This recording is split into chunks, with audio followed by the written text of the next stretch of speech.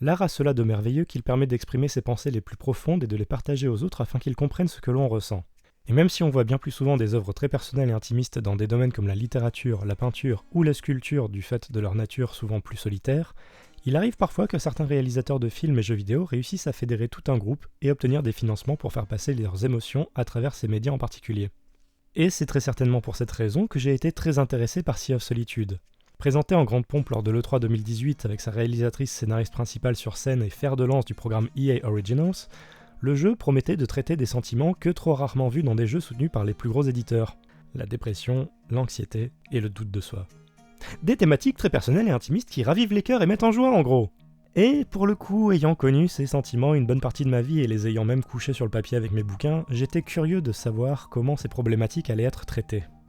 On va dire que c'est une façon de voir les choses, ce qui est plutôt intéressant dans le côté personnel de l'œuvre, mais peut-être un peu moins pour le côté universel et pour que les gens qui n'ont pas connu ces horreurs puissent comprendre ce que l'on peut ressentir.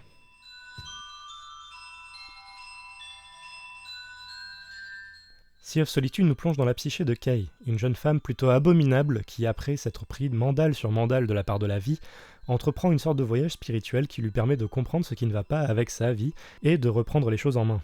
Elle va tour à tour confronter ses propres démons, ceux de son petit frère qui connaît la face la plus sombre du harcèlement scolaire, ceux de ses parents qui sont constamment en train de se disputer, ainsi que ceux de son petit ami qui lui aussi semble connaître son propre voyage spirituel. Et même si l'intro est efficace et que j'ai commencé à ressentir de l'empathie pour Kay et son parcours, une certaine séquence vers la fin du premier tiers ayant pour thème les envies de suicide des personnes subissant le harcèlement scolaire a à jamais brisé mon lien de confiance avec elle, et je ne la voyais plus que comme un personnage purement méprisable. Je ne sais pas trop comment l'interpréter, mais c'était au point que j'ai dû mettre le jeu en pause 5 minutes avec la très forte envie de tout arrêter, car ça allait à l'opposé direct de mes convictions. Après, elle prend elle-même conscience des horreurs qu'elle a fait subir. Mais le fait que le jeu ait balancé cette petite scène l'air de rien dans un petit dialogue sur le côté sans en mesurer les pleines conséquences m'a pas mal énervé. Et c'est dommage que mon enthousiasme dessus ait pris un tel coup, puisque en dehors de ça, Sea of Solitude est un walking simulator très joli, stylisé, et avec une mise en scène plutôt ambitieuse. Le gameplay est vraiment simple. Vous allez d'un point A à un point B en vous guidant grâce à une petite lumière que vous pouvez invoquer à volonté, et même utiliser pour résoudre certaines situations, et vous pouvez absorber la corruption avec votre sac à dos. Là où le jeu m'a pas mal surpris était le nombre assez important de phases d'infiltration, où vous devez vous frayer un chemin dans des zones extrêmement dangereuses et attendre le bon moment pour y aller et éviter de se faire bouffer par des monstres assez effrayants. Ces phases sont nombreuses et la tension ressentie est plutôt stimulante. Couplez à ça un level design globalement très instinctif et il vous sera difficile de vous perdre ou de rester bloqué pendant trop longtemps. Et pour ceux qui aiment bien explorer les villes en ruine où ont la collectionnite de trophées aigus, il y a une trentaine de mouettes à effrayer, ainsi que des bouteilles contenant des messages à collectionner. En dehors de ça, Sea of Solitude est très joli, jouant habilement avec les couleurs et a une mise en scène impeccable. Et, chose bien, il sait quand s'arrêter, se finissant en un peu moins de 3 heures si vous suivez juste l'histoire. Au final, je suis plutôt partagé sur Sea of Solitude. L'histoire partait d'un bon sentiment, et tout a été fait pour que le joueur ressente ce que Kay ressente. Mais si ça n'avait pas été pour une utilisation abusive du pathos et ce bon gros dérapage sans réelle conséquence sur l'histoire autre qu'une très mauvaise impression de notre protagoniste, je pense qu'on aurait eu un des meilleurs jeux indés de l'année.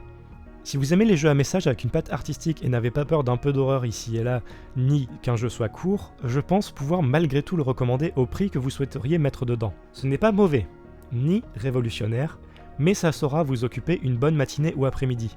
Cependant, si vous pensez ou savez que les thématiques abordées peuvent avoir des effets négatifs sur vous, n'y allez pas en pensant que ça vous aidera. Bien au contraire, ça peut susciter des réactions bien plus négatives que prévu. Et c'est pour ça que Sea of Solitude reçoit la mention de pourquoi pas. Merci à vous d'être resté jusqu'à la fin de cette vidéo.